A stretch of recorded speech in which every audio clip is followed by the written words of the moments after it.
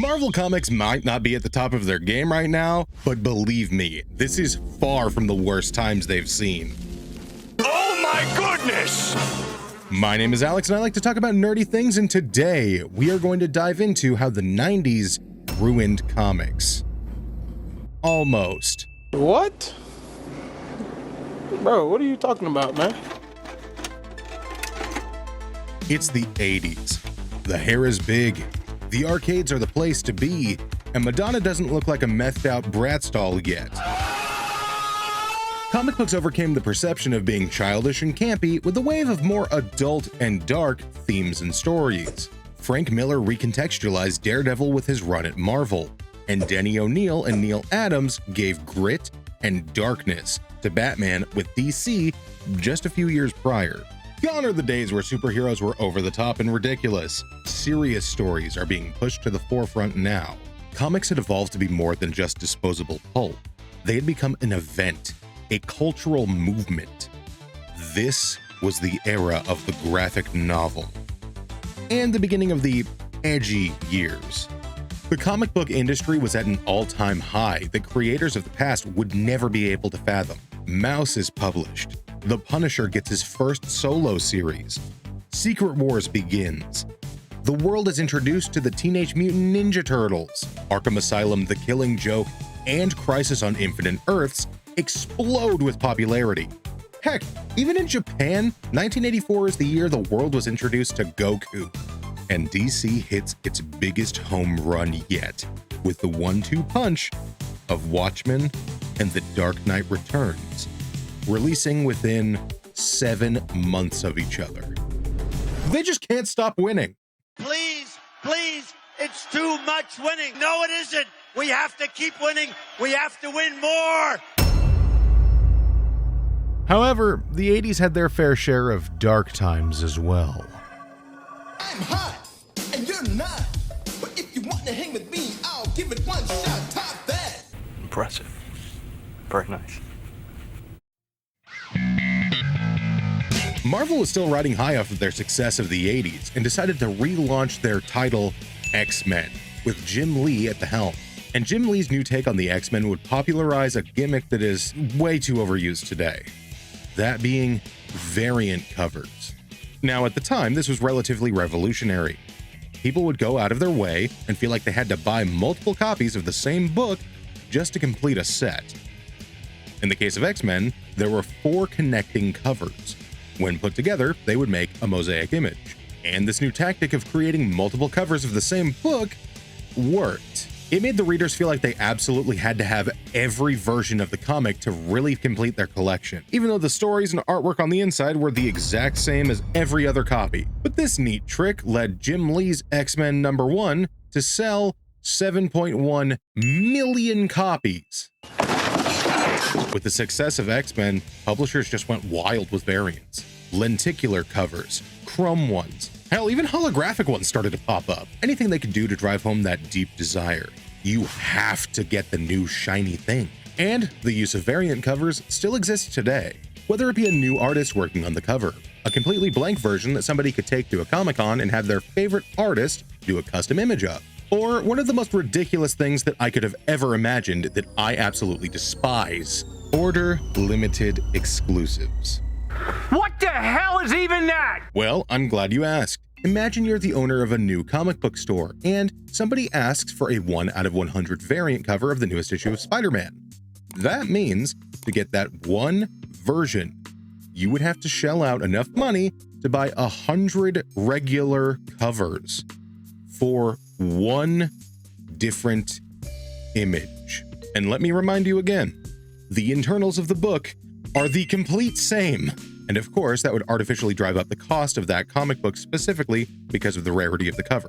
But even though this business practice of making variant covers still exists today, it had disastrous impacts on the industry 30 years ago. The 90s also created a new type of customer for Marvel and DC, one that would make their profits explode. The speculator. I want you to cast your mind back to 5 years ago. Remember when COVID first hit and everyone was going absolutely apeshit at Costco, buying up every little bit of toilet paper they could get their grubby little hands on, then going on eBay and selling an individual roll for like 20 bucks just because of the scarcity? Yeah. Now imagine that with comics 30 years ago. People would go in and they would buy stacks of books, as many as they could, and some people would even try to buy out the entire stock, just for the hope of turning a profit, which wasn't guaranteed, and if you're watching this video by now, you probably assumed it never came. The reason people started buying up all these books is because the value of Silver and Golden Age comics, which if you don't know would be the time span between 1938 to about the mid-70s, really took off. I mean, like, this was the beginning of the crazy numbers that we would see nowadays. The only real problem here is the reason that books like Detective Comics 27, Action Comics #1, and Amazing Fantasy 15 had any value in the first place wasn't because they were old. It was because of the significance of what happened in the books themselves. Amazing Fantasy 15 is the first appearance of Spider-Man. So yeah, you get a copy of Boy Illustrated from 1943, and it's going to have nowhere near the value of one of those heavy hitters. Yes, that is a real book, I promise you. But realizing this requires a higher level of thinking that the average person probably doesn't have. So instead, what they would do is they would go in, buy every single book, stockpile them, and hope to God that they would turn a profit within 20 years. I wonder what was going on in the 90s to make everyone freak out enough to get the Beanie Babies and comics and completely tank both of their economies. Yeah, I wonder.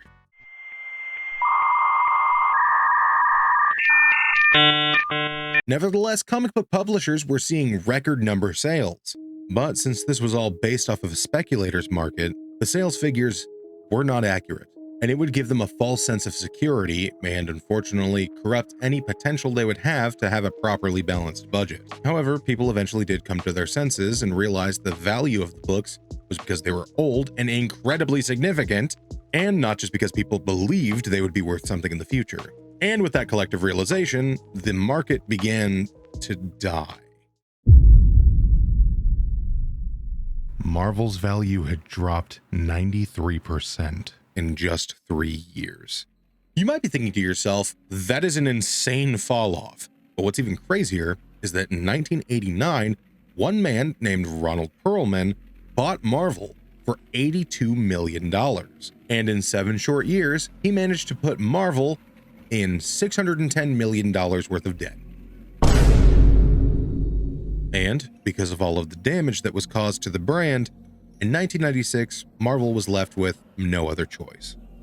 I declare bankruptcy! And the craziest part about them filing for Chapter 11 bankruptcy is that Perlman did it without the approval of anyone with a public company. The shareholders were completely blindsided. And the only thing this ended up doing was actually plunging Marvel further into the depths of chaos, snaring them into a trap of just endless internal legal battles. But this isn't the end of the story, because Marvel wouldn't just roll over and accept defeat.